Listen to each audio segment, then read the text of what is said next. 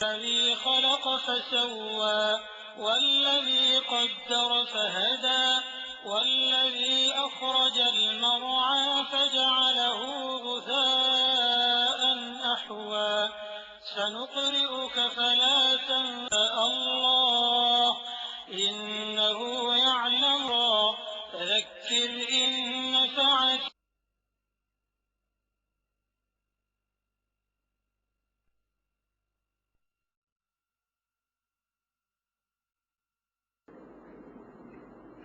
السلام عليكم ورحمة الله وبركاته.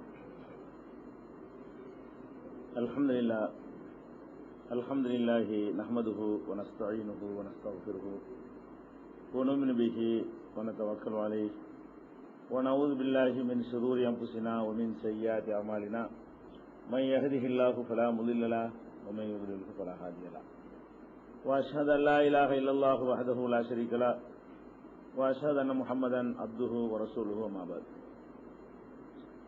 கண்ணியத்திற்குரிய இல்லாமல்ல அல்லாஹ் ஜல்ல ஷானஹு தஆலாவின் நல்லடியார்களே, ஒருவர் மரணித்த பிறகு அவருடைய வாரிசுகள், அவருடைய குடும்பத்தினர்கள் அவர் விட்டு சென்ற கடன்கள் விஷயத்திலே கூடுதல் கவனம் செலுத்த வேண்டும் என்பதை நேற்றைய தினம் இறுதியாக பார்த்தோம்.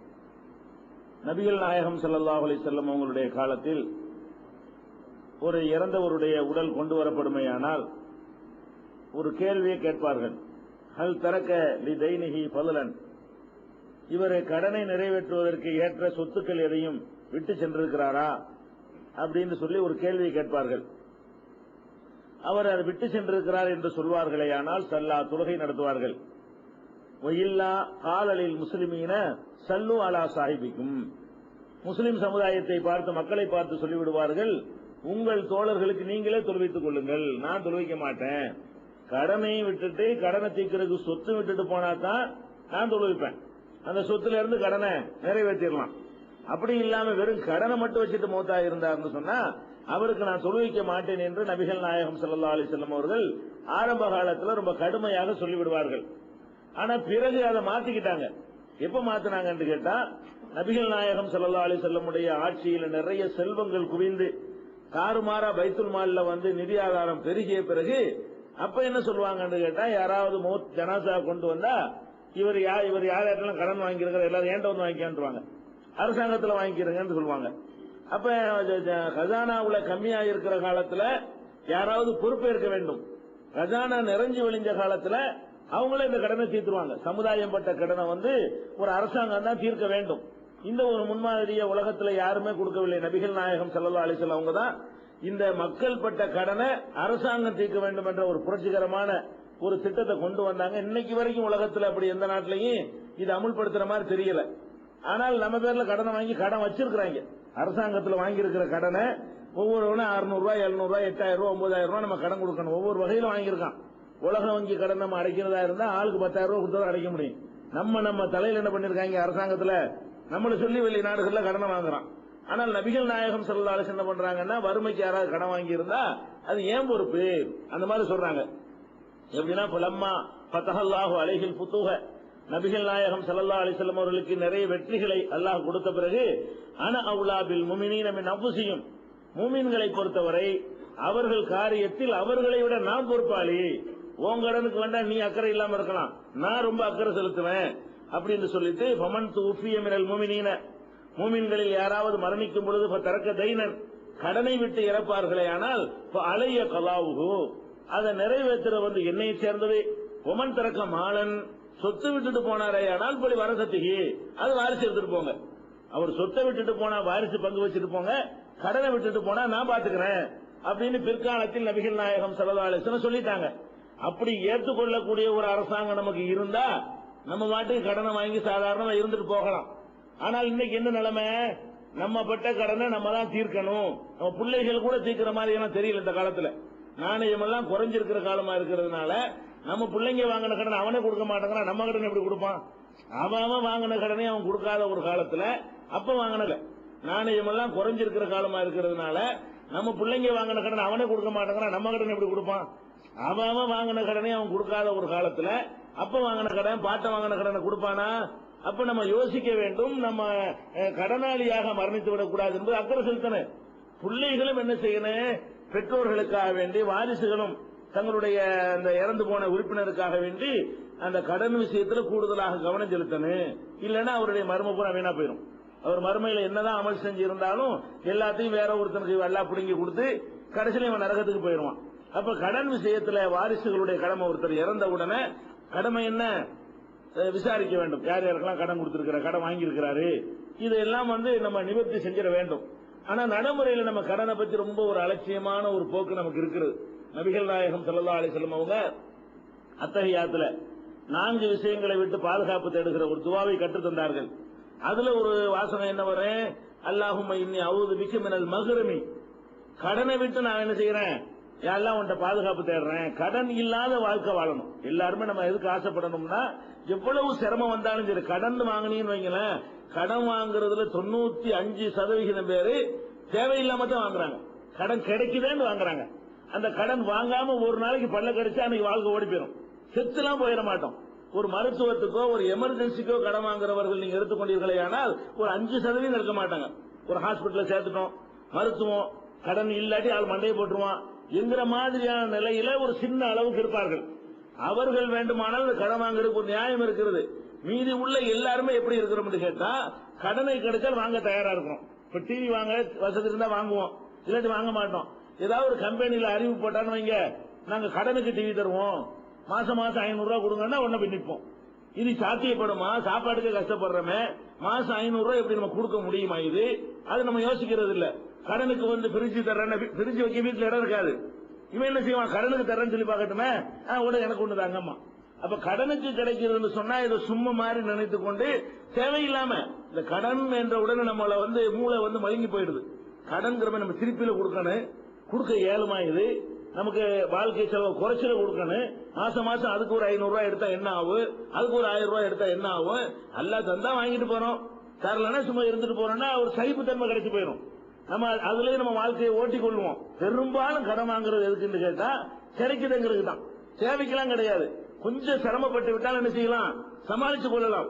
அப்ப நம்ம எப்படி எதிர்பார்க்கணும், மௌத்துக்கு பிறகு நம்முடைய அமலை அடுத்தவனுக்கு கொடுத்துடக்கூடாது. நீங்க காசை கடன் வாங்குறது மூலமா என்ன நடக்க போகுது, ரிசல்ட் நம்ம அமல்கள் அடுத்தவனுக்கு போகுது. அமலை கம்மியா செய்யறோம். அது சகாபாக்களுக்கு மாதிரி நம்ம அதிகப்படியான அமல்கள் எல்லாம் செய்யல. காலம் அந்த மாதிரி இருக்குது, டைம் கிடைக்க மாட்டேங்குது.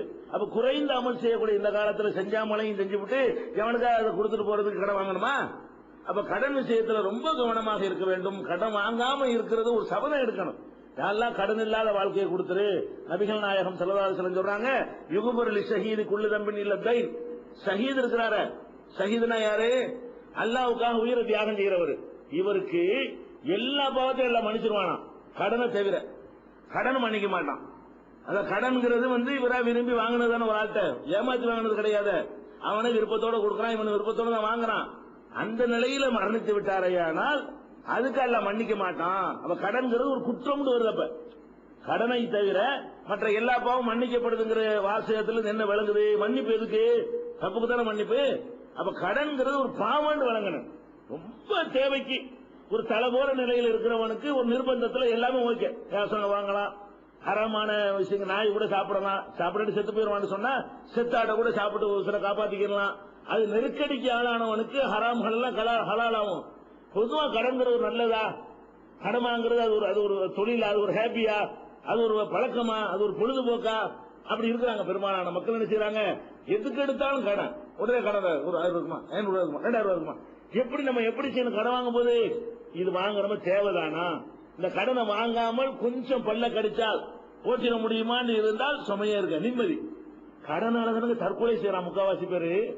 தற்கொலையில முக்காவாசிக்கு காரணம் என்ன, கடனை வாங்கி போடுவான், கொடுக்க இயலாது. 4 கடன்காரன் ரோட்ல விட்டு திட்டின உடனே மானம் போச்சுன்னு தற்கொலை பண்ணிட்டு போயிடறான். அப்ப எதுக்கு நீ வாங்குறவனுக்கு தேவையில்லாம. அப்ப நம்ம சிரமப்பட்டு சகித்து கொண்டு பழக வேண்டும். இல்லன்னா யாசனமா கேட்டு போயிருங்க, அது பிரச்சனை இல்ல, பஞ்சாயத்தே இல்ல. கொஞ்சம் கேவலம் தான் உலகத்துல வரும். அமலை பறிச்சு கொடுக்க வேண்டிய ஒரு மறுமையில இழப்பு நஷ்டம் ஏற்பட்டு போயிடாது. அதனால எந்த ஒரு காரணத்தினாலையும் கடனை முடிஞ்ச அளவுக்கு தவிர்த்துருவோம். கடன்ல இருந்து பாதுகாப்பு தெரிஞ்ச வேலை அத்தஹியாத்துல உட்கார்ந்துக்கிட்டு அல்லாஹ் கடன் இல்லாத வாழ்க்கை எனக்கு தா, அல்லாஹும்ம இன்னி அஊது பிக்க மினல் மக்ரமி, ஒரு மாசமி பாவத்திலிருந்து என்னை பாதுகாப்பு தேடுறங்கிற மாதிரி கடனில் இருந்தும் நபிகள் நாயகம் ஸல்லல்லாஹு அலைஹி வஸல்லம் அவங்க பாதுகாப்பு தேடி இருக்கிறாங்க. அது ஒரு பக்கம். அதே நேரத்தில் வந்து என்ன செய்யணும்னா, நம்ம இதுல பேசிக்கிட்டு இருக்கிறோம், ஒரு ஆள் மௌத்தாயிட்டார்னு சொன்னா அவருடைய கடனை வாரிசுகள் கொடுக்க முயற்சி பண்ணுங்கள். அவர் சொத்தை விட்டுட்டு போயிருந்தான்னு வைங்களேன், அப்ப வாரிசுக்கு அந்த பொறுப்பு வராலாம். அந்த கடன் கொடுக்கறதுல கூட நம்ம தகப்பனார் பெரிய கோடீஸ்வரர், நிறைய சொத்து விட்டுட்டு போயிருக்கிறாரு. அவர் இப்ப அவர் வச்ச கடன் கொஞ்சம் இருக்கிறது. இந்த கடனை யாரு கொடுக்கிறது?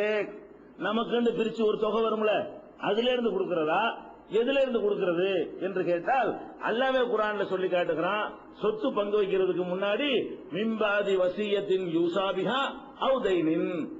ஒரு மனிதனுடைய சொத்தை எப்ப பங்கு வைக்க வேண்டும் என்று சொன்னால், அவன் வசியத்து செய்வான்ல, அதை நிறைவேற்றிய பிறகு, அவன் கடன் வாங்கியிருப்பான்ல, அதை கொடுத்த பிறகு மிஞ்சினதான் பங்க வைக்கணும். 10 லட்சம் ரூபாய் விட்டுட்டு போயிட்டாரு, நம்ம என்ன செய்யக்கூடாது, நமக்கு 10 லட்சம் ரூபாய் நமக்கு 5 லட்சம் ரூபாய் வரும், அல்ல நமக்கு 2 லட்சம் ரூபாய் வரும்னு பிரிச்சிடக்கூடாது. 10 லட்சம் ரூபாயை பிரிக்கிறதுக்கு முன்னாடி யார் யாருக்கு கடன் பார்க்கணும். ஏன்னா அதெல்லாம் அவர் ரூபாய் இல்ல. அவர் 10 லட்சம் ரூபாய் வச்சுட்டு போய் 5 லட்சம் ரூபாய் கடனாளியா இருந்தாருன்னு சொன்னா அவர் வச்சுட்டு போனா 5 லட்சம் தான். அது இன்னொருத்த காசு வாங்கி அமானிதமா வச்சிருக்காருன்னு அர்த்தம். அப்ப தகப்பனார் சொத்துக்கு பிள்ளை போய் எதுக்கு வாரிசாவான்? அவருடைய சொந்த காசுக்கு வாரிசாவான். அப்ப 10 லட்சம் ரூபாய் ஒருத்தர் விட்டுட்டு 5 லட்சம் ரூபாய் கடனாளியாக இருந்தால் நம்ம என்ன செய்யணும்? இந்த கடனை கொடுத்து முடிச்ச பிறகு அந்த 5 லட்சத்துக்கு தான் வாரிசு உரிமை சட்டப்படி பங்கு போடணும். அல்ல வீடு வாச சொத்துன்னு வச்சுட்டு போயிருக்காரு, பங்கு பிரிக்கிறதுக்கு முன்னாடி என்ன வேலை செய்யணும்? அவர் விட்டுட்டு போன சொத்துல இருந்து கடனை கொடுத்து முடிச்சிடணும். கடனை கொடுத்து முடிச்ச பிறகு ஒண்ணும் இல்லாட்டி இல்லைன்னா, கடனை கொடுத்து முடிச்சதுக்கு 10 சொன்னா போட்டு கொடுக்க வேண்டியதான். அதான் வாரிசுகளுடைய கடமை. நம்ம என்ன பண்றோம்? டக்குனு சீக்கிரம் பிரிச்சிடும், கடன்காரன் கேட்கறதுக்கு முடியும். நம்ம எப்படி செய்யறோம்? ஒருத்தர் மண்டையை போட்டான்னு சொன்னா சீக்கிரமா பிரிச்சு போடணும். ஏன்? கடன்காரங்க நிற்பாங்க, அதுக்குள்ள பிரிச்சுட்டோம்னு சொல்லிடணும், தப்பிச்சுக்கிறேன். உலகத்துல தப்பிச்சுக்கிறவங்க, அவர் அங்க தப்பிக்க மாட்டாரு, மறுமையில மாட்டிக்கிடுவாரு. அதனால ஃபர்ஸ்ட் நீங்க வழங்கிக் கொள்ள வேண்டும். ஒருத்தருடைய சொத்தை பிரிக்கிறதுக்கு சர்த்து என்ன? குர்ஆன்ல கண்டிஷன் அல்லாஹ் அப்படி போடுறான். அவர் வசியத்து பண்ணினாரா, பள்ளிவாசலுக்கு 1000 ரூபாய் தர்றேன், அந்த பள்ளிக்கு ஒரு 10,000 ரூபாய் தரேன்னு சொல்லிட்டு மொத்தம் போயிட்டாரு. நீங்க சொத்து பிரிக்கிறதுக்கு முன்னாடி முதல் வேலை என்ன? அந்த 10,000 ரூபாய் எடுத்து பள்ளிவாசலுக்கு கொடுத்துட்டு மீதியை தான் பங்கு வைக்கணும். அதே மாதிரி ஒன்னும் வசியத்தை பண்ணலையா, கடன் வச்சுட்டு போயிட்டாரா, கடனை கொடுத்த பிறகுதான் என்ன செய்யணும்? இந்த பாகப்பிரிவினைக்கே வரணுங்கிற அளவுக்கு முக்கியமானது. அப்ப அவர் சொத்து வச்சுட்டு போனாரையானால் அதை அந்த கடனை அடைக்கிற பொறுப்பு பிள்ளைகளுக்கு வராது. அவர் சொத்துல இருந்து அடைத்து விடலாம். சொத்துக்கு மிஞ்சி கடன் இருந்தாலோ அல்லது கடனை அடைக்கிறதுக்கு சொத்து வைக்காம போயிருந்தாலோ தான் பிள்ளைகள் சுமக்க வேண்டி வரும். எல்லா கடனையும் நம்ம சுமக்க தேவையில்லை. அவர் கடன் அவர் காசுல இருந்து கொடுப்பது சிறப்புக்குரியது. அதுக்கப்புறம் பங்கு வச்சுக்கிறங்க என்பது இஸ்லாத்தினுடைய சட்டம். இதை கவனமாக விளங்கிக் கொண்டு நம்முடைய பெற்றோர்களை யாருக்காக கடன் இருந்தால், அப்ப பழைய கதைகள்லாம் இருக்கும், மூத்தா போயிருப்பாங்க, அவங்களோட தொடர்பு வச்சிருந்தவங்கள்ட்ட போய் கேட்டு, எங்க அப்பா எதுவும் கடன் வாங்கியிருக்காரா, எங்க அம்மா எதுவும் கடன் வாங்கியிருக்கிறாங்களா, உங்களுக்கு தர வேண்டி இருக்குதா, அல்லாஹ்வுக்கு பயந்து சொல்லுங்க அப்படின்னு சொல்லி கடனை தீர்த்துட்டோம்னு சொன்னா அவங்க மறுமையில வெற்றி பெற்று விடுவார்கள். அவங்க அமல் அவங்களுக்கு கிடைக்கும். அவங்க அமல் அடுத்த ஆளுக்கு பறிக்கப்பட்டு நஷ்டம் அடைகிறாங்களே, அந்த நஷ்டத்திலிருந்து தப்பித்துக் கொள்ளலாம். இதை வழங்கிக் கொள்ள வேண்டும். இது ஒரு விஷயம். அடுத்ததாக, ஒரு ஆள் இறந்துட்டாருன்னு சொன்னா, இறந்த உடனே நம்ம என்ன சொல்றோமோ, இறந்த உடனே அந்த சூடான நேரம் இருக்குல்ல, அப்பதான் இறந்திருக்கிறாரு, அந்த நேரத்தில் நம்ம வாயிலிருந்து என்ன வார்த்தைகள் அந்த பிரார்த்தனைகள் வருகிறதோ அதுக்கு மலக்குகள் உடனே ஆமீன் சொல்றாங்களாம். ஆமீன் சொல்றதுனால நீங்க என்ன செய்யுங்க? ஒரு ஆள் இறந்துட்டாரையானால் அந்த இடத்தில் சொல்லுகிற வார்த்தைகள் நல்லதா இருக்கட்டும். ஏதாவது ஒன்னு என்னை கொண்டு போன்னு சொல்லிட்டீங்கன்னு வைங்க, ஆமீன்றார் மலக்கு. அப்ப அந்த வாரம் கொண்டு போயிருவாங்க. அப்ப நம்ம ஏதாவது அந்த துன்பம் வருதுங்கிற நேரத்தில் இதை விளையாட்டா நினைச்சு நீங்க சொல்லிட்டு போயிருவீங்க. அப்படி சொன்னா என்ன ஆயிர போகுது? ஆகும். என்ன ஒரு நேரம் இல்லாம ஒரு நேரம் நினைச்சுட்டான் அல்ல அந்த துவாவை ஏத்துக்கிட்டான்னு சொன்னா நம்மளே கேட்டுப்படி என்ன செய்வோம்? அந்த வேதனை எனக்கு கொடுன்றுவாங்க, அல்ல கொடுத்துருவான். தாங்க இயலே, உனக்கே அந்த தேவையில்லாத வேலை, அந்த வேதனை உனக்கு தந்துதான் மாத்தணுமா? அல்ல யாருக்கு மாத்தாமலே அல்ல அதை ரிலீஸ் பண்ண மாட்டானா? அது அல்லாவுக்கு முடியும் தானே? அது நபிகள் நாயகம் ஸல்லல்லாஹு அலைஹி சொல்றாங்க, இதா ஹலர்துமுல் மரீல வில் மையித்த, ஒரு நோயாளியை நீங்கள் பார்க்க சென்றாலோ ஒரு மையத்தை பார்க்க சென்றாலோ, ஒரு நோயாளியை பார்க்க சென்றாலும் சரி, ஒரு மையத்தை இறந்து போன உடலை நீங்கள் பார்க்க சென்றாலும் சரி, ஃபகூலு கைரன், நல்லதை மட்டும் சொல்லுங்கள். ஏன் அப்படி நல்லதை சொல்லுங்க? இன்னல் மலாயிகத்தை யுஅம்மினூன அலா மா தகூலூன, நீங்கள் சொல்லுகிற அந்த சொல்லுக்கு மலாயிகத்துகள் என்ன செய்யறாங்க? வானவர்கள் ஆமீன் சொல்கிறார்கள். நாசமாக்குன்னு கேட்டீங்கன்னா ஆமீன்றுவாங்க. அப்ப நம்ம ஆமீனுக்கு மலக்குகள் ஆமீனுக்கு வித்தியாசம் இருக்கிறது. நம்ம ஆமீன்ங்கிறது அவ்வளவு தூய்மையா இருந்தாலும் இருக்கு, இல்லாட்டாலும் இல்ல. மலக்குகள் சொல்றாங்கன்னா அல்லாஹ்வுடைய ஆர்டர் படி சொல்றதுனால அல்லாஹ் ஏத்துக்குருவான். அதனால ரொம்ப கவனமாக அந்த வார்த்தைகளை அளந்து போட வேண்டும். இது ஒரு இறந்த பிறகு நம்ம கடைபிடிக்க வேண்டிய ஒரு அடுத்த விஷயம்.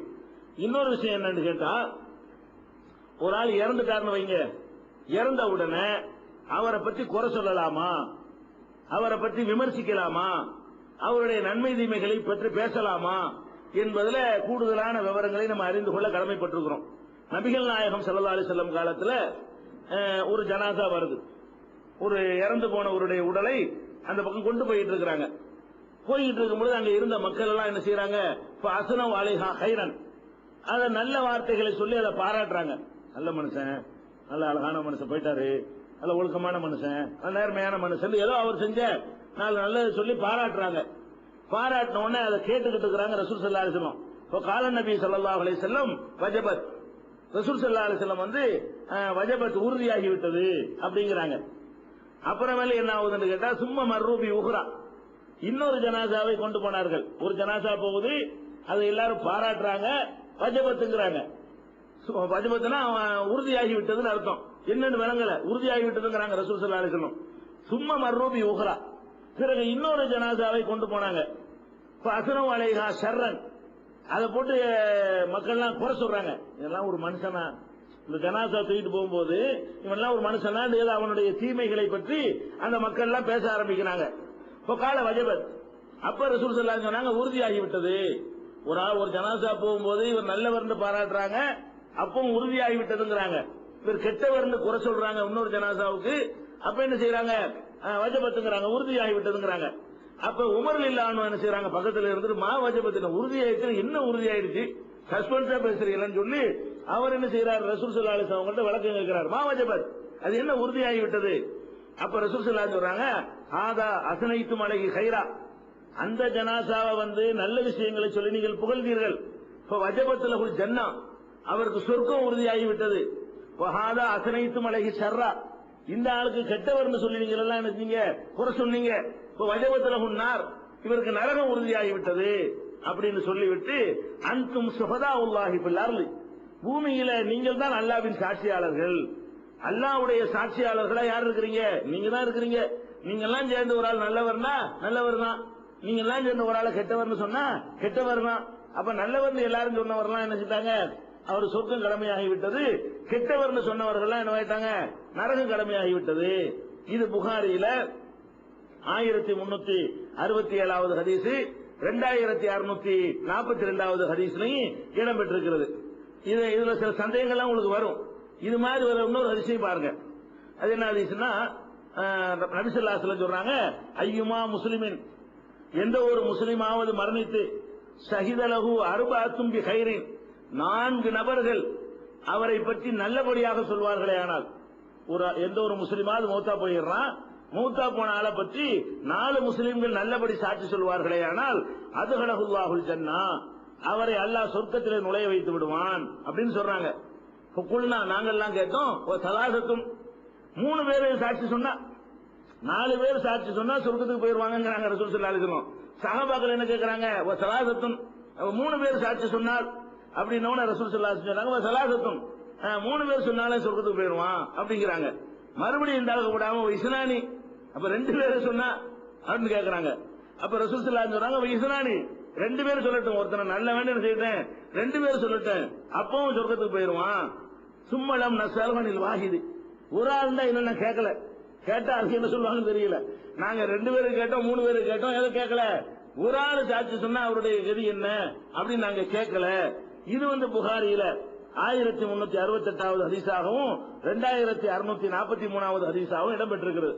இதுல என்ன கருத்து வருதுன்னு கேட்டா, 2 விஷயம் வருது. ஒன்னு, செட்ட வேண்டு 4 பேர் மௌத்தா நாளை பத்தி பேசியிருக்கிறாங்க, பேசலாமான்னு ஒரு கொஸ்டின் இதுல வருது. அதாவது ஒரு ஜனாசா போகும்போது பாராட்டுறாங்க, அது பிரச்சனை இல்ல.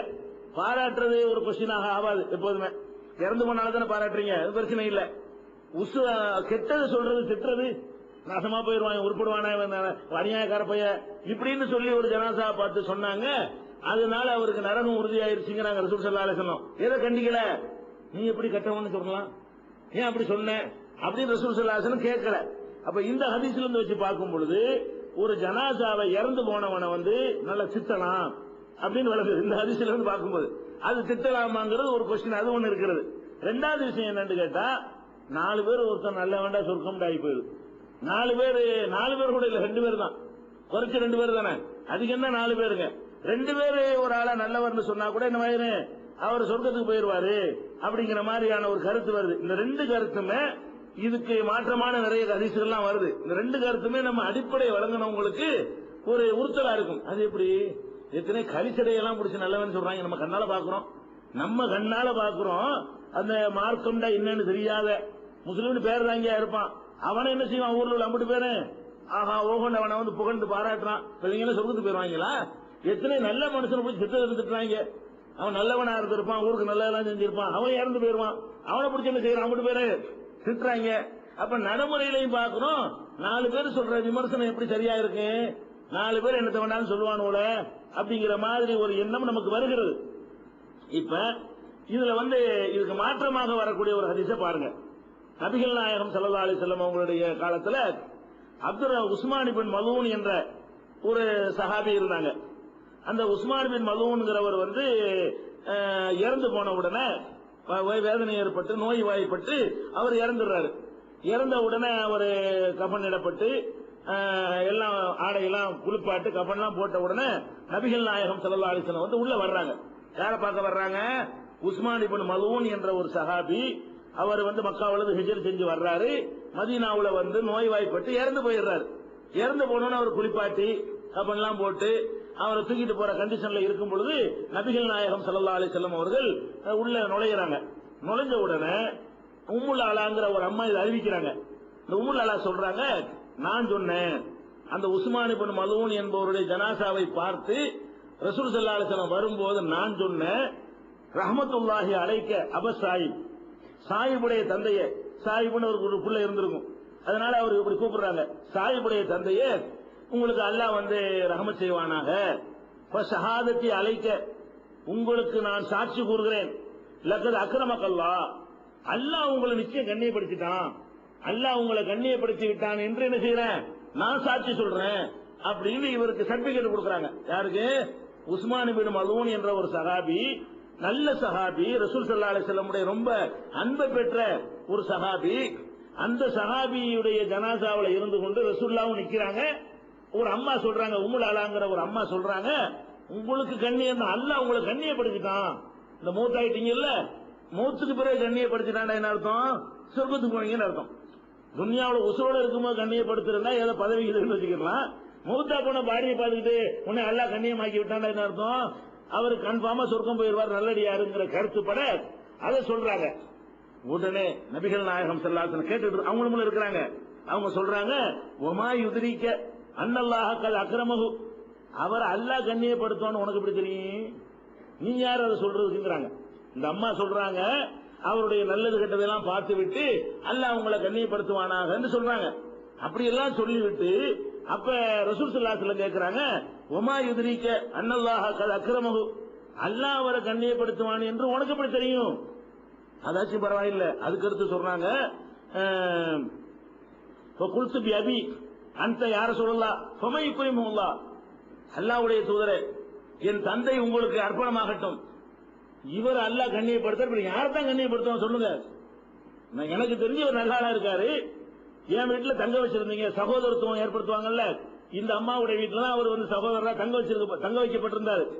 அப்ப இவரை கண்ணியப்படுத்தலன்னா ஃபமை யுக்ரிமுல்லாஹ், அல்லாஹ் யாரை தான் கண்ணியப்படுத்துவான் அப்படின்னு சொல்லி அவங்க கேட்கிறாங்க. அப்ப ரசூல் ஸல்லல்லாஹு அலைஹி வஸல்லம் சொல்றாங்க, அம்மா ஹுவ ஃபகத் ஜாஹுல் யகீன், இந்த பாருமா அவருக்கு மௌத் விட்டது, வ இன்னீல அர்ஜுலஹுல் கைர, அவருக்கு நல்லது ஏற்படணும் நானும் ஆதரவு வைக்கிறேன், அவருக்கு நல்லதே கிடைக்கட்டும், அல்லாஹ் அவருக்கு நன்மையே செய்யட்டும் என்று நானும் நம்பிக்கை வைக்கிறேன்.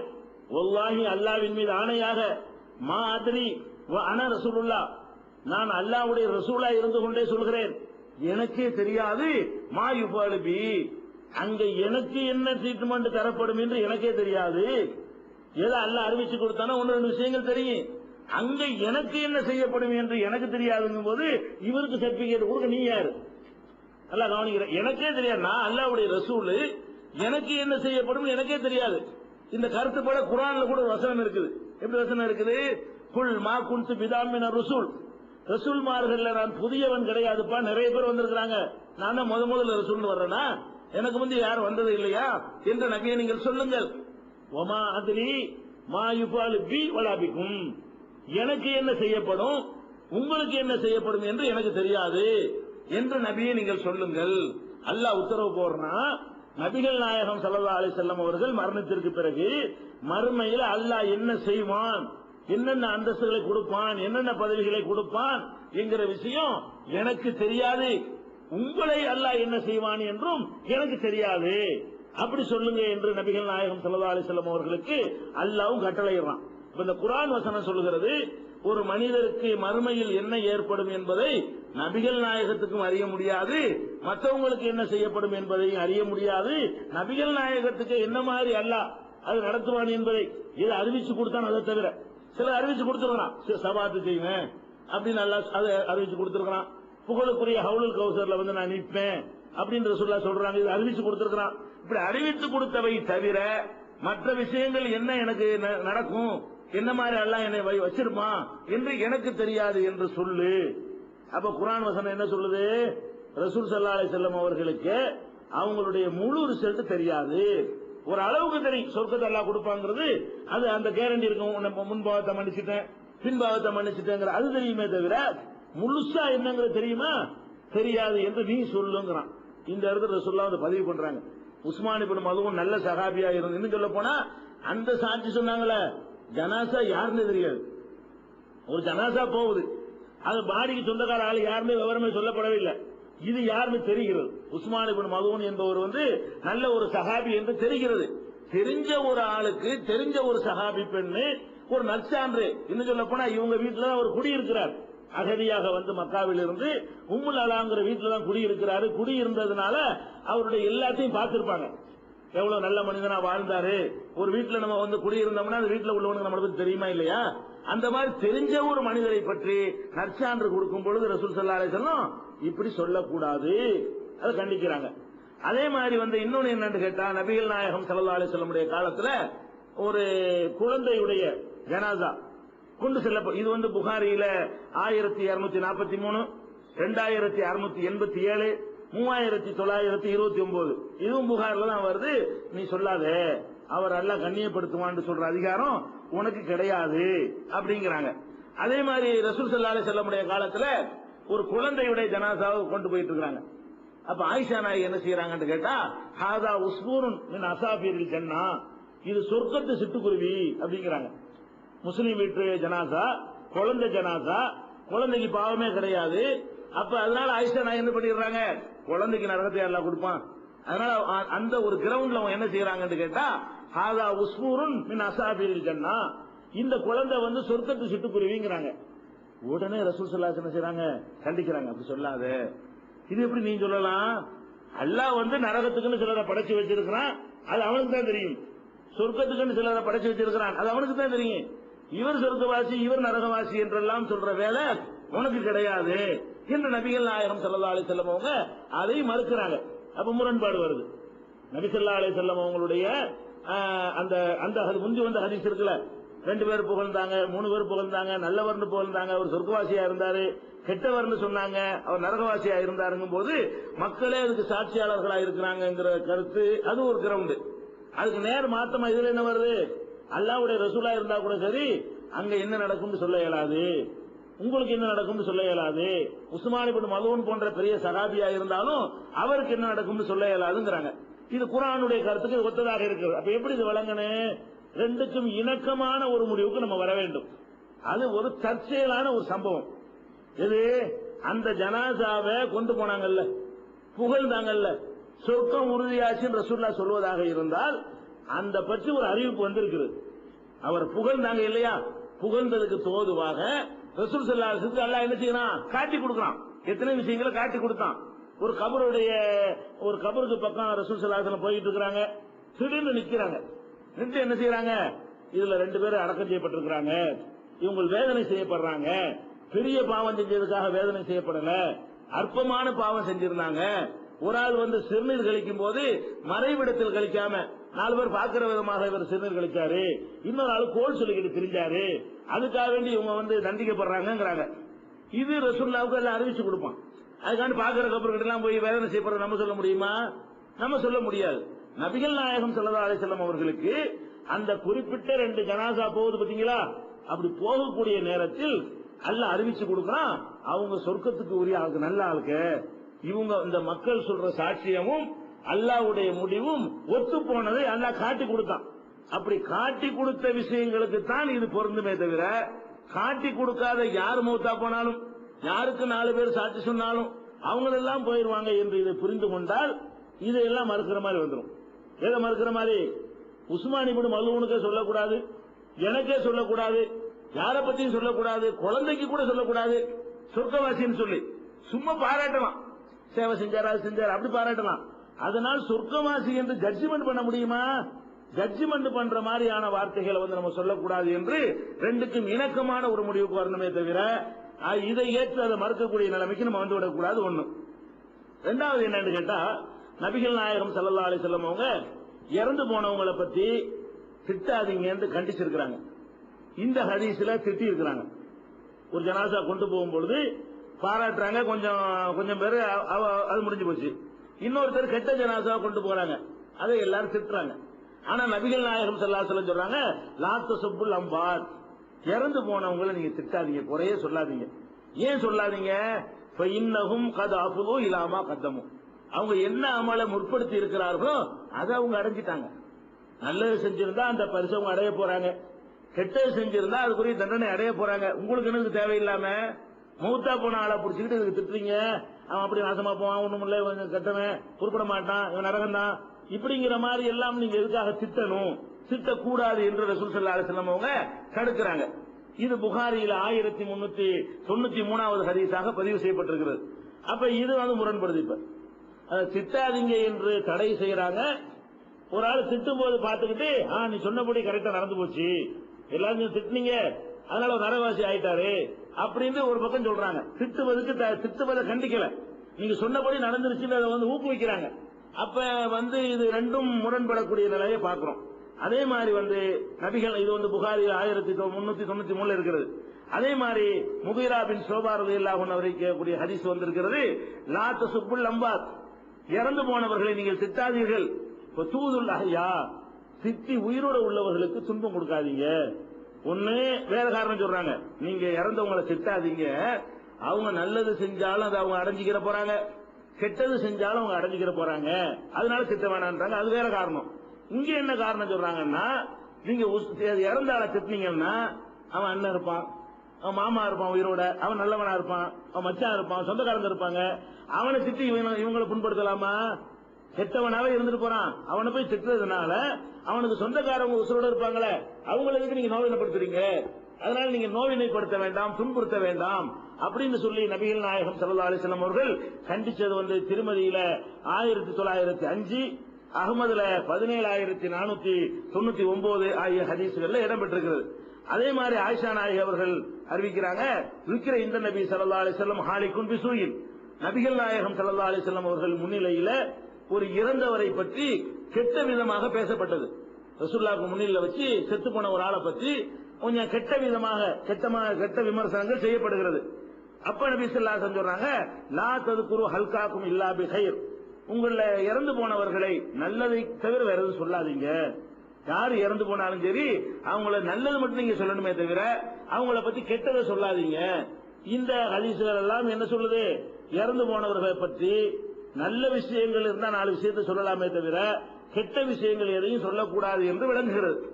இன்னொரு அந்த ஹதீஸ்ல என்ன வருது? அப்படி சொல்லி இருக்கிறாங்க, அது நபி ஸல்லல்லாஹு அலைஹி வஸல்லம் அவர்களால் கண்டிக்கப்படல அப்படின்னு வருது. இப்ப நம்ம விமர்சிக்கிறதா வேணாமா? இறந்து போன ஆளுடைய தப்புகளை விமர்சிக்கலாமா விமர்சிக்க கூடாதா அப்படின்னு சொன்னா, இதுக்கு விரிவான முறையில் இதை ஆய்வு செய்யணும். இதுல எப்படி ஆய்வு செய்யணும்னு கேட்டா, நபிகள் நாயகம் ஸல்லல்லாஹு அலைஹி வஸல்லம் உடைய ஹதீசுகள் இருக்கு.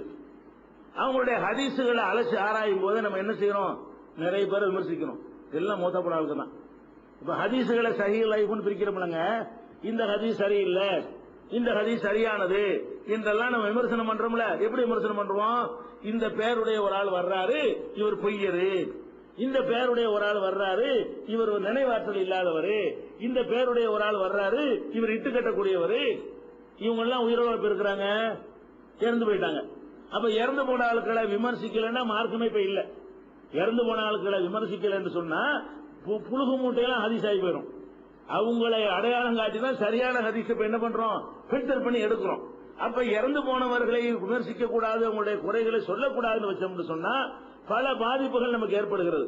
அப்ப அதுக்கு இணக்கமான முடிவு என்ன என்று சொன்னால், நபிகள் நாயகம் ஸல்லல்லாஹு அலைஹி வஸல்லம் அவர்கள் பிறரை குறை கூறுவது பற்றி 2 விதமான அளவுகளை நமக்கு வைக்கிறார்கள். புறம் பேசுவது அல்லது கோல் சொல்வது, இதுகளெல்லாம் மார்க்கத்தில் தடுக்கப்பட்டது நம்ம வழங்கி வச்சிருக்கிறோம். ஆனால் முழுசா தடுக்கப்பட்டதா இல்ல. இந்த எல்லாத்துக்குமே ஒரு தனி ஒரு அளவுகோல் இருக்குது. என்ன அளவுகோல்? மனித குலத்திற்கு அல்லது மார்க்கத்திற்கு நன்மை தரும் என்று சொன்னால் அது மாதிரியான ஒரு நிலையில இதெல்லாம் நீங்கள் செய்யலாம். ஒருவனை பத்தி கோலும் சொல்லலாம், ஒருவனை பத்தி புறமும் பேசலாம். இஸ்லாத்தினுடைய பொதுவான அடிப்படை என்ன? முதல்ல அந்த மனிதனை விட எது முக்கியமானது? மார்க்கம் முக்கியமானது. ஒரு மனுஷனை பத்தி பேச போறோம், இவனை பத்தி பேசுவது முக்கியமா மார்க்கம் முக்கியமான ஒரு அளவுகோல வச்சு பாத்தீங்கன்னா மார்க்கம் முக்கியமானது. இதை நீங்க ஃபர்ஸ்ட் விளங்கிக் கொள்ள வேண்டும். அதே மாதிரி சமுதாயம், ஒட்டுமொத்த சமுதாயத்துக்கு ஒரு நன்மையா இந்த ஒரு மனுஷன் இருக்கிறான், அவனை பத்தி நம்ம எச்சரிக்கை பண்ணல என்று சொன்னா, உயிரோட இருக்கிறவனோ செத்து போனவனோ அவனை பத்தி நம்ம எச்சரிக்கை பண்ணல என்று சொன்னா சமூகத்துக்கு பாதிப்பு ஏற்படும். அப்படிங்கிற மாதிரி இருந்தால் நம்ம சமூகத்தை பார்க்கிறதா அந்த மனுஷனை பார்க்கிறதா? சமூகத்தை பார்க்கணும். அதுக்கு என்ன ஆதாரம் கேட்டா, நபிகள் நாயகம் ஸல்லல்லாஹு அலைஹி வஸல்லம் அவர்கள் அழகான ஒரு அளவுகோலை நமக்கு முன்னாடி வைக்கிறார்கள். அத்தீனு அன்-நஸீஹா. இந்த தீனுண்டா என்னன்னு வழங்கிக்க. தீனு என்று சொன்னால் நல்ல நலம் நாடுவதுதான் தீனு. தீன் தான் என்னன்னு கேட்டா நல்லதை நாட வேண்டும் அப்படிங்கிறாங்க. அப்ப நாங்கள் கேட்கிறோம், லிமன், யாருடைய நல்லதை நாடுவது அப்படின்னு நாங்கள் கேட்டோம். அப்ப நபிகள் நாயகம் ஸல்லல்லாஹு அலைஹி சொல்றாங்க, லில்லாஹி ஒலி கிதாபிஹி ஒலி ரசூலிஹி ஒலி அய்யிம்மத்தில் முஸ்லிமீன வ ஆமத்திஹிம். 5 பேருடைய நல்லதை நீ நாடு. தீன் என்று சொன்னாலே நல்லதை நாடணும். யாருடைய நல்லதை நாடணும்? யாருக்கு நன்மை நாடணும்? லில்லாஹி, அல்லாஹ்வுக்கு இது நல்லதா? ஒலி கிதாபிஹி, அவனுடைய வேதத்துக்கு இது நல்லதா? ஒலி ரசூலிஹி, அவனுடைய தூதருக்கு இது நல்லதா? ஒலி அய்யிம்மத்தில் முஸ்லிமீன, முஸ்லிம் சமுதாய தலைவர்கள் இருக்கிறாங்களே, ஆட்சியாளர்கள், அவர்களுக்கு நல்லதா? ஆமத்திஹிம், பொதுவான முஸ்லிம் சமுதாய மக்கள் இருக்கிறாங்களே, அவங்களுக்கு நல்லதா? இவர்களுக்கெல்லாம் நல்லதை நாடுறதுக்கு பேர் தான் தீனு. வெறும் தொழுவுறது நோன்பு வைக்கிறது மட்டும் தீனு இல்ல. இவங்களுக்கெல்லாம் நீங்க செய்யற எந்த காரியம் செஞ்சாலும் அது அல்லாஹ்வுக்கு நன்மை தருமா, ரசூலுக்கு நன்மை தருமா, வேதத்துக்கு நன்மை தருமா, சமுதாய தலைவர்களுக்கு நன்மை தருமா, பொதுவான மக்களுக்கு நன்மை தருமா என்று பார்த்து நடப்பதுதான் தீனு. இது நபி ஸல்லல்லாஹு அலைஹி வஸல்லம் சொல்றாங்க. இது முஸ்லிம்ல 82வது ஹதீஸாக பதிவு செய்யப்பட்டிருக்கிறது. அதே மாதிரி இன்னும் பொய் சொல்வது நமக்கு தடுக்கப்பட்டிருக்குங்க. புறம் மாதிரி நபிகள் நாயகம் ஸல்லல்லாஹு அலைஹி வஸல்லம் சொல்றாங்க, லைஸல் கذاب அல்லதி யுஸ்லிஹு பைனன் நாஸ். மக்களுக்கு மத்தியில இணக்கம் ஏற்படுத்துவதற்காக பொய் சொல்றானே அவன் பொய்யனே இல்ல. சொன்னது பொய் தான். நன்மையை நாடுறான் பாருங்க, சமுதாயத்துக்கு நலம் நாடுறான்ல. நலம் நாடினால் அது எண்ணத்துல வராது, பொய் வராது. 2 பேரும் சண்டையா இருக்கிறாங்க, சேர்த்து விடுறதுக்காக என்ன செய்யறது? இவன் டைம் பொய் சொல்றது, பிரிச்சு விடுறதுக்கு நம்ம பொய் சொல்லிட்டு இருக்கிறோம். சேர்த்து விடுவதற்காக என்ன செய்யணும்? பொய் சொல்லணும். எப்படி? உங்களை பத்தி ஒரு அகவுகன் புகழ்றாருங்க, அவன்கிட்ட போயிட்டு என்ன செய்யணும்? உங்களை பத்தி ரொம்ப உயர்வான அபிப்பிராயம் வச்சிருக்க, நீங்க தான் தப்பா நினைச்சிட்டு இருக்கிறீங்க அப்படின்னு 2 பேருடைய அந்த கசப்புகளை குறைக்கிற மாதிரி கொஞ்சம் கூட குறைய நல்லதுகளை சேர்த்து, கூட குறைய கெட்டது சேர்த்துறாம கூட குறைய நல்லதுகளை சேர்த்து பொய் தான் போட்டு, ஆனால் பொய்யன் இல்லையா. அப்ப இஸ்லாத்தினுடைய ஃபண்டமெண்டல் வழங்குதா? சும்மா புறஞ்சொல்லக்கூடாது, பொய் பேசக்கூடாதுன்னு ஒரு முட்டத்தனமா வழங்கக்கூடாது. அது நன்மைக்கு பயன்படுற பொய்யா இருந்தால் அது செய்யலாம். நன்மைக்கு பயன்படக்கூடிய புறமாக இருந்தால் அந்த புறம் மார்க்கத்தில் அனுமதிக்கப்பட்ட புறம் என்பதை வழங்கிக் கொள்ள வேண்டும். அப்ப அந்த மாதிரி தான் ரசூலுல்லாஹ் சொல்றாங்க, லைஸல் கذاب அல்லது யுஸ்லிஹு பைனன் நாஸ். மக்களுக்கு மத்தியில நல்லிணக்கம் ஏற்படுத்துறவன், யுன்மி கைரன், நல்ல நன்மையை பெருக செய்யறவன், இவன் பொய்யனே கிடையாது. புகாரியில 2692வது ஹதீஸாக இடம்பெற்றிருக்கிறது. இந்த அடிப்படையை அளவுகோலாக வைத்துத்தான் நம்ம யாரை விமர்சனம் பண்ணினாலும் அதுல நன்மை இருக்குதா, இறந்தவரா இருக்கட்டும் உயிரோட உள்ளவரா இருக்கட்டும், அவரை பற்றி விமர்சிக்கிறதுனால் சமூகத்துக்கு ஒரு நன்மை ஏற்படும் என்றால் என்ன செய்யலாம்? சமூகத்துக்கோ ஒரு தனி நபருக்கோ நன்மை ஏற்படும் என்று சொன்னால் பிறருடைய குறைகளை நம்ம என்ன செய்யலாம்? பேசலாம், விமர்சிக்கலாம். இதுக்கு ஹதீசுகள்ல ஏராளமான ஆதாரம் இருக்குது. இன்னும் சொல்ல போனா நம்ம மனித படைப்புடைய துவக்கமே நம்மளை பத்தி மலக்குகள் ஃபர்ஸ்ட் புறந்தான் பேசுறாங்க. நம்மளை பத்தி அல்லாஹ் படைக்க போறேங்கிறான். நம்மளோட படைக்கவே இல்ல, அவர் வச்சுக்கிட்டு தானே பேசணும். ஆதம படைக்கும் போது என்ன செய்யறாங்க? நீ வந்து குழப்பம் பண்றாங்கள படைக்க போறியா, ரத்தம் சிந்தரால படைக்க போறியாங்கிறாங்க. இது புறந்தான ஒரு வகையில பார்த்தா அது ஒரு விஷயத்தை விளங்கப்படுத்திக் கொள்வதற்காக வேண்டி, ஒரு விஷயத்தை அறிந்து கொள்வதற்காக வேண்டி ஒருவரை பற்றி ஒரு விமர்சனம் செய்வது என்ன இல்ல, தப்பு கிடையாது. மலக்குகள் பேசுனது கூட ஒரு வகையான புறந்தான். இது நம்ம இல்லாம ஆதம் இல்லாத ஒரு நேரத்துல ஆதமை பற்றி அல்லாட்ட போய் பேசுனாங்கல்ல, அவர் இல்லாம நீ அவரை பத்தி பேசுறேன் சொன்னானா, அவங்க ஒரு விஷயத்தை அறிந்து கொள்வதற்காக கேட்கறதுனால அல்லாஹ் என்ன செஞ்சான்? அது ஒரு புறமாக அல்லாஹ் எடுத்துக்கொள்ளவே இல்லை. ஆதியிலே நம்மளை படைக்கிறதுக்கு முன்னாடியே இந்த மாதிரியான இல்லாத நேரத்தில் பேசக்கூடிய ஒரு தன்மை மலக்குகள்கிட்ட இருந்திருக்கிறது நம்ம பார்க்கிறோம். அதே மாதிரி வந்து நம்ம பார்க்கிறோம், நபிகள் நாயகம் ஸல்லல்லாஹு அலைஹி வஸல்லம் அவங்கள்ட்ட ஃபாத்திமா பின்த் கைஸ் ஒரு அம்மா வந்து அவங்க கேட்கறாங்க, நான் யாரை கல்யாணம் பண்ணிக்கிறேன்? 2 பேர் என்னை பொண்ணு கேட்டு வர்றாங்க. அவங்களுடைய கணவர் டைவர்ஸ் பண்ணிட்டாரு. டைவர்ஸ் பண்ண பிறகு மறுமணம் செய்ய விரும்புறாங்க. மறுமணம் செய்ய விரும்பும் பொழுது ஒரு ஆள் வந்து முஆவியாங்கிறவரு பொண்ணு கேட்கிறாரு, அபூ ஜஹ்முன்னு ஒரு ஆள் பொண்ணு கேட்கிறாரு. அப்ப ரசூல் ஸல்லல்லாஹு அலைஹி வஸல்லம் அம்மா வந்து அபிப்பிராயம் கேட்கறாங்க, நான் யாரை கட்டிக்கலாம்? அப்ப ரசூல் ஸல்லல்லாஹு அலைஹி வஸல்லம் சொல்றாங்க, 2 பேருடைய குறையையும் சொல்றாங்க. இது புறம்தான். அவங்க கேட்கறாங்க, நான் அபூ ஜஹ்ம கட்டிக்கிறவா அல்லது முஆவியாவை கட்டிக்கிறவான்னு கேட்கறாங்க. அப்ப ரசூல் ஸல்லல்லாஹு அலைஹி வஸல்லம் சொல்றாங்க, அம்மா அபூ ஜஹ்மின், இந்த அபூ ஜஹ்ம பத்தி கேட்கறியே, அவர் எப்படிப்பட்ட ஆள் தெரியுமா? பலா எலவு அசாஹுவன் ஆத்திகி, அவருடைய கைத்தடி இருக்குல்ல அதை கீழே வைக்க மாட்டாரு. கோபக்காரருக்கு அந்த இலக்கியமா சொல்றது, எப்ப பார்த்தாலும் கையை அடிச்சுட்டே இருப்பாரு. அதனால அவரை போய் நீ கல்யாணம் பண்ணிக்கிட்டு வை, உனக்கு நிம்மதியா இருக்காது. அது எடுத்த கைத்தடி கீழே போட மாட்டார். அது மாதிரியான ஒரு ஆளு அப்படின்னு அது கைத்தடி வச்சிருப்பான்னு அர்த்தம் கிடையாது. கோபக்காரர் என்பதற்கு இலக்கியமாக சொல்லக்கூடிய ஒரு வார்த்தை. அவர் ரொம்ப கோபக்கார ஆளுமா அப்படிங்கிறாங்க. அப்ப முஆவியாவை கட்டிக்கலாமான்னு கேட்கறாங்க அந்த அம்மா. முஆவியா இருக்காரு, அப்ப சாலூக்குன்லாம் ஆளலகு, அந்த ஆளு உண்ணானு கஞ்சன், அத வறுமையாக இருக்கிறாரு. வசதி உள்ள கஞ்சனா இருந்தா கூட பரவாயில்ல, மூத்துக்கு பிறகு சொத்தாச்சி கிடைக்கும்.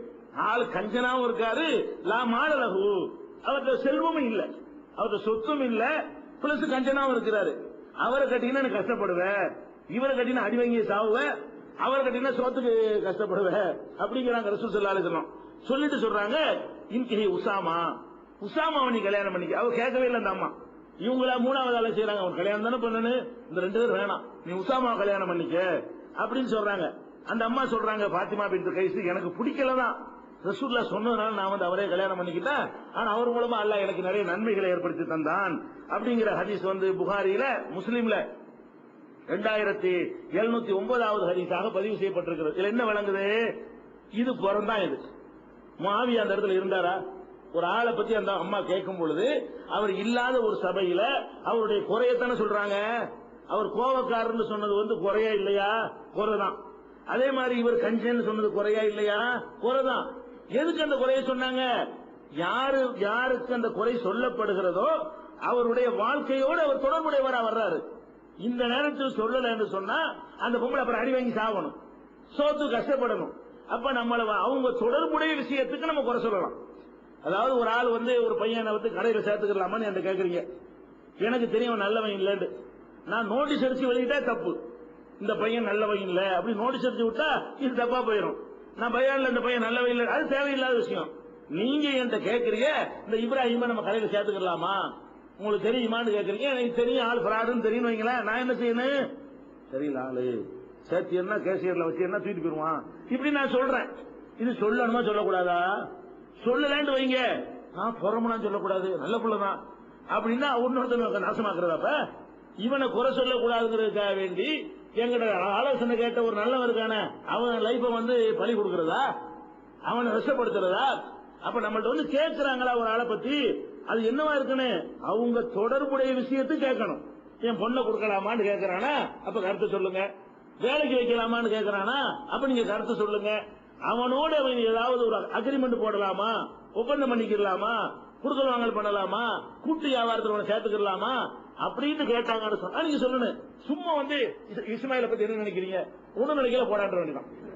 அது ஏன் சும்மா எதுக்கு நீ போய் கேட்கல, நான் சும்மா எதுக்கு கொண்டு சொல்லணும். நீ உனக்கு சம்பந்தம் உள்ள விஷயத்தை கேட்டீங்கன்னு சொன்னா உனக்கு அதுல பாதிப்பு வரக்கூடாதுங்கிற ஒரு அக்கறையில் ரசூல் ஸல்லல்லாஹு அலைஹி வஸல்லம் சொன்னாங்கல்ல, அப்படி சொல்லலாம். இந்த சொன்னாங்கல்ல பாத்திமாவுக்கு, அது மாதிரி சொல்லலாம். சம்பந்தம் இல்லாத விஷயத்தை சொல்லக்கூடாது. அதே மாதிரி வந்து ஹிந்து இருக்காங்களா, ஹிந்தாங்கிறவங்க உங்களுக்கு தெரியுமில்லையே, அவங்க தான் வந்து ஹம்சா ரலியல்லாஹு கொலை செய்வதற்கெல்லாம் காரணமா இருந்தவங்க. பின்னாடி வந்து இஸ்லாத்தை தழுவி கொண்டவர்கள். முஆவியா ரலியல்லாஹு அன்ஹுடைய தாயார், முஆவியா இருந்தார்ல, சக்கரவர்த்தியா இருந்தார்ல, அவருடைய தாயார் யாரு, ஹிந்து. அவங்களுடைய கணவர் வந்து அபூ சுஃபியான். அப்ப வந்து ஹிந்து என்ன செய்யறாங்க, ரசூலுல்லாஹ்ட்ட வர்றாங்க. வந்து சொல்றாங்க, என் கணவர் அபூ சுஃபியான் இருக்கிறாரு, அவர் ரொம்ப ஒரு கஞ்சத்தனம் உள்ள ஆளா இருக்காரு. புருஷனை பத்தி இது ரசூலுல்லாஹ் புறம் பேசுனது. இது என்ன ரசூலுல்லாஹ்ட்ட வந்து வேற ஆள் புறம் பேசுது. இந்த அம்மா வந்து புருஷன் இல்லாத ஒரு சபையில வந்து ரசூல் ஸல்லல்லாஹு அலைஹி வஸல்லம் அவங்கள்ட்ட வந்து, என் கணவர் இருக்காருல, காசு செலவுக்கே தரமாட்டேங்கிறாரு, சரியான கஞ்சனா இருக்கிறாரு, நான் வந்து அவருக்கு தெரியாம ரகசியமா தேவைக்கு நான் எடுத்துக்கிட்டுமா, ஆனா காசு வச்சிருக்கிறாரு, தரமாட்டேங்கிறாரு, நான் தேவைக்கு எனக்கு தேவையான அளவுக்கு நான் எடுத்துக்கலாமா, ஹல் அலைய ஜுனாஹுன் அன் ஆகுத மின் மாலிஹி சிர்ரன், அவருடைய காசுல இருந்து ரகசியமா நான் எடுத்துக்கொள்வது எனக்கு கூடுமா, குற்றமாகுமா அப்படின்னு கேட்கிறாங்க. அப்ப ரசூல் ஸல்லல்லாஹு அலைஹி சொல்றாங்க, நீ எப்படி அவரை பற்றி என்னிடத்துல புறம் பேசலாம், அப்படியா கேட்டாங்க. இது பிரச்சனை, இது எப்படி வாழ்வதுன்னு ஒரு பிரச்சனை. அப்ப ஒரு கேஸ் வழக்கு கோர்ட்ல போய் கேஸ் போட்டோம்னா, என் சொத்தை எடுத்துக்கிட்டானா அவனை பத்தி பேசினா, அவனு ஒரு ஆளுக்கு எதிராக நான் போய் கேஸ் போடுறேன்னா கோர்ட்ல என்ன சொல்லணும், இவன் இந்த மாதிரி பையன், அவன் சொத்து இல்லை, ஏன் சொத்து அது எடுத்துக்கொண்டான்னு நான் குறை சொல்லித்தான் ஆகணும்.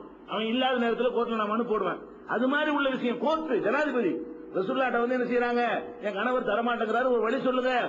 அப்ப ரசூல் ஸல்லல்லாஹு சொல்றாங்க, குதி அன்சி ஓ பனூக்கி மாயக்கீகி பில் மாரூஃப், உனக்கும் பிள்ளைக்கும் போதுமான அளவுக்கு நியாயமா எடுத்துக்கலாம். புருஷனுக்கு தெரியாம எடுத்துக்க. அவர் கஞ்சத்தனம் பண்ணாருன்னு சொன்னா, உனக்கு போதுமான அளவுக்கு செலவுக்கு தரலன்னு சொன்னா, புருஷன்கிட்ட மட்டும் பொண்டாட்டி கேட்காம எடுத்துக்கலாம். ஆனா எப்படி எடுக்கணுமா, பில் மாரூஃப், நியாயமா எடுத்துக்கணும். ஊதாரித்தனம் பண்றதுக்கு எடுக்கக்கூடாது, அநியாய செலவுக்கு எடுத்துக்க கூடாது. உனக்கு 100 ரூபாய் ஒரு நாளைக்கு செலவு இருக்கு, 75 ரூபாய் தர்றாரா, 25 ரூபாய் எடுத்துக்கணும், 500 ரூபாய் எடுக்கக்கூடாது. உனக்கு என்ன தேவையோ, நியாயமாக என்ன தேவையோ, அடிப்படையான விஷயங்களுக்கு என்ன தேவையோ அதனை எடுத்துக்கொள்ளலாம் என்று, தெரியாம எடுத்துக்கொள்ளலாம் என்று நபிகள் நாயகம் ஸல்லல்லாஹு அலைஹி வஸல்லம் சொல்றாங்க. இது புகாரியில 2211, 2460, 5359, 5364, 5370 ஆகிய ஹதீசுகள்ல இடம்பெற்றிருக்கிறது பார்க்கிறோம். இது புறம் தானே, இந்த புறம் கூடும்.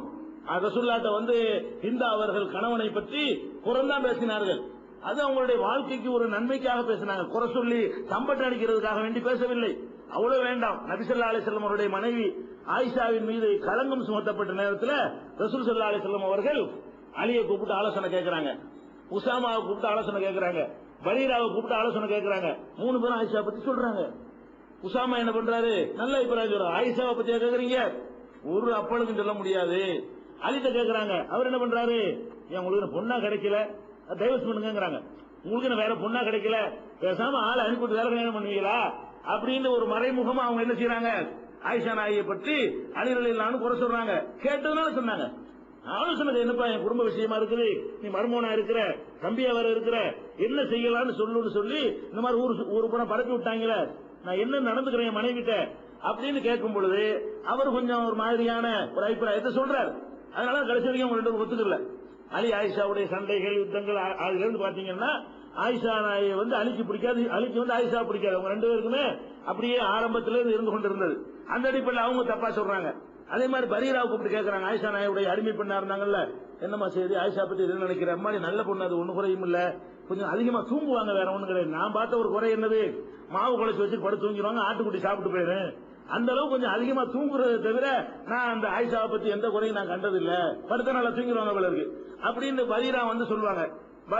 உங்க மனைவி வந்து ரொம்ப தூங்குறாளு அப்படின்னு சொன்னது பிறந்தானே, தெரியாம தானே சொன்னாங்க. கேட்கும்போது சொல்லலாம், அவங்க வாழ்க்கை பிரச்சனை, கணவர் மனைவியை பத்தி ஒரு விஷயத்தை அறிந்து கொள்ள கேட்கிறாரு, அதுல என்ன அவங்களுக்கு சரி நினைக்கிறாங்களோ அதை அவங்க சொல்றாங்க. இது புகாரியில 7369, 7637, 2661 இதுகளெல்லாம் நமக்கு எதை காட்டுதுன்னு கேட்டா, ஒருவரை பற்றி குறை சொல்வது, இறந்தவரோ உயிரோட உள்ளவரோ ஒருவரை பற்றி குறை சொல்வது வந்து குறை சொல்லணுங்கிறதுக்காக குறை சொல்வது கூடாது, யாருக்கு நன்மை இல்லாத வகையில குறை சொல்வது என்பது கூடாது. அவரை பற்றி குறை சொன்னால் அதனால் ஒருவர் பாதுகாக்கப்படுவாரு. அவரை பற்றி குறை சொல்லாம இருந்தா ஒருத்தர் பாதிக்கப்படுவாரு. ஒரு ஊர் பாதிக்கப்படும், ஒரு நாடு பாதிக்கப்படும், ஒரு மார்க்கம் பாதிக்கப்படும், ஒரு வணக்கம் பாதிக்கப்பட்டு போயிடும், தீனு பாதிக்கப்பட்டு போயிடும், ஒரு நபிமொழிக்கு பாதிப்பு ஏற்பட்டு போயிடும். அப்படின்னு இருக்குமையானால் ஒருவரை பற்றிய விமர்சனத்தை செய்வது எதுல வராது? புறத்துல வர. அதனால ஹதீஸை விமர்சனம் பண்ணும் பொழுது நம்ம இந்த மாதிரி அவர் சரியில்லை, இவர் சரியில்லை, அவர் என்ன மாமா, நமக்கு ஒரு அறிவிப்பாளரை பத்தி பேசுறோமே, அவருக்கு நமக்கு கொடுக்கல் வாங்கல் இருக்கா? நமக்கு அவருக்கு சொந்தத்தை நம்ம பார்த்தாச்சு இருக்கிறோமா? அந்த அறிவிப்பாளர் சரியில்லை, இந்த அறிவிப்பாளர் சரியில்லைங்கிறோமே, அவங்க நம்ம வேண்டப்பட்டாளா? எதுக்கு அதை பேசுறோம்? ரசூல் சம்பந்தப்பட்ட ஒரு ஹதீஸ், ரசூல்லா சொன்னாங்களா இல்லையான்னு அறிந்து கொள்வதற்கு இவரை தான் உரசுற நிலையில் நம்ம இருக்கிறோம். இவர் ஆள் சரியில்லை, அதனால இதை விட்டுருவோம் அப்படிங்கிறதுக்கு தானே தவிர வேற என்னத்துக்கு நம்ம அவரை பத்தி பேசிட்டு இருக்கிறோம்? அதனால இது ஒருத்தரை பற்றி விமர்சனம் பண்ணுவதற்கு என்று சில அளவுகோல்கள் இருக்கின்றன. அது பற்றி இன்னும் சில விவரங்களை பார்த்துவிட்டு இறந்தவர்களை ஏசாதீர்கள் என்ற அந்த ஹதீஸையும் இறந்தவர்களை குறை சொன்னாங்களே அந்த ஹதீஸையும் இணைத்து நம்ம என்ன செய்வோம்? ஒரு முடிவுக்கு வருவோம். மீதி உள்ள நாளைக்கு